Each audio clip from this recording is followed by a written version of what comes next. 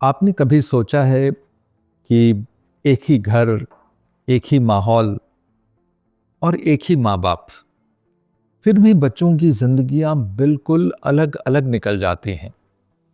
अगर घर एक है, माता पिता एक हैं, शिक्षा एक है, प्रेरणा एक है, तो फिर जिंदगियां इतनी अलग अलग कैसे हो जाती हैं, रास्ते इतने कैसे बदल जाते हैं। ये बड़ा थॉट प्रोवोकिंग है, समझने जैसा है। जापानीज लोग ना इसे इकिगाई नाम के कॉन्सेप्ट से समझने का प्रयास करते हैं। लेकिन हमारे यहाँ तो भगवत गीता में इसे स्वधर्म कहा गया है।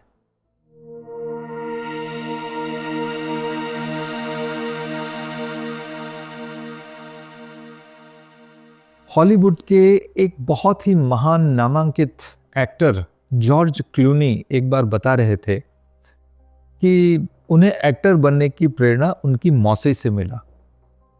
उनकी मौसी एक बहुत ही अच्छी थिएटर एक्ट्रेस थी।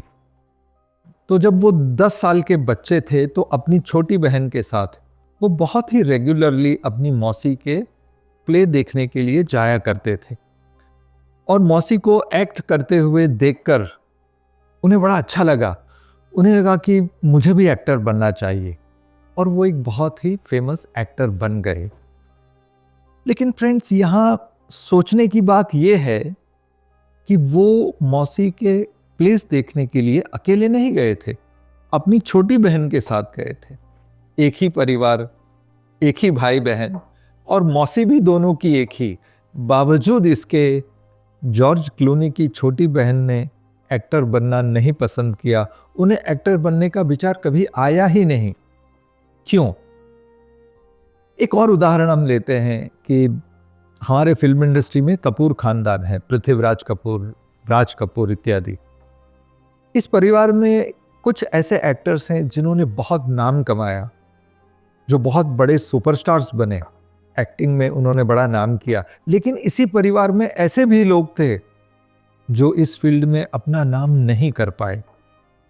तो एक ही परिवार, एक ही माहौल, एक ही सब तरह की परिस्थितियां। तो फ्रेंड्स, कभी कभी हमें लगता है कि वो क्या है जो हमें किसी फील्ड में एक्सेल करने के लिए हमें इंस्पायर करता है। जापानीज के पास एक कॉन्सेप्ट है जिसका नाम है इकिगाई। इकिगाई के 4 इंपॉर्टेंट कंपोनेंट्स हैं। एक है आपका प्रेम, आपकी रुचि, आपका एरिया ऑफ इंटरेस्ट। दूसरा है आपका स्किल। तीसरा है दुनिया को उसकी जरूरत। और चौथा है आपका प्रोफेशन। अब इसमें लिंक ऐसा है कि जो आपका एरिया ऑफ इंटरेस्ट है, आप उसी में अपना स्किल डेवलपमेंट करें, और आपके उस स्किल की इस दुनिया को जरूरत हो, आवश्यकता हो, और आप उसी को अपना प्रोफेशन बना लें, तो फिर आप बहुत बहुत सफल हो सकते हैं।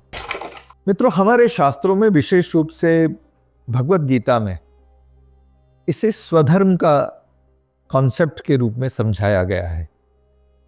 भगवत गीता के अंदर भगवान कहते हैं, भगवान उवाच श्रेयान् स्वधर्मो विगुणा पर धर्मात् स्व अनुष्ठितात् स्वधर्मे निधनम श्रेया पर धर्मो भयावह। मित्रों, साधारण भाषा में इसका केवल इतना मतलब है कि आप अपनी कहानी लिखिए, किसी और की कहानी लिखने में अपना समय व्यर्थ न करें। इसका यह मतलब है कि आप किसी और की नकल करके किसी और के काम को जितने भी परफेक्टली करें, उससे कहीं बेहतर है कि आप अपने स्किल को पहचानिए और उसे इम्परफेक्टली ही कीजिए, लेकिन धीरे धीरे आप अपने स्किल में परफेक्ट हो जाएंगे और आपकी सफलता वहीं से शुरू हो जाएगी। दोस्तों, to put it in a nutshell, जब आप स्वधर्म में होते हैं तो ये पूरा यूनिवर्स आपकी मदद करता है। वो कहते हैं ना कि the whole universe conspires to ensure that you succeed. जब आप स्वधर्म में होते हैं तो कृष्ण की कृपा आप पर बनी रहती है। इसीलिए फ्रेंड्स, स्वधर्म को जानना यानी स्वयं को जानना। Think about it. Hare Krishna. दोस्तों, हम कण कण कृष्ण की कम्युनिटी को बढ़ाने का प्रयास कर रहे हैं। आप भी हमारी सहायता कीजिए, हमारे इस चैनल को सब्सक्राइब कीजिए।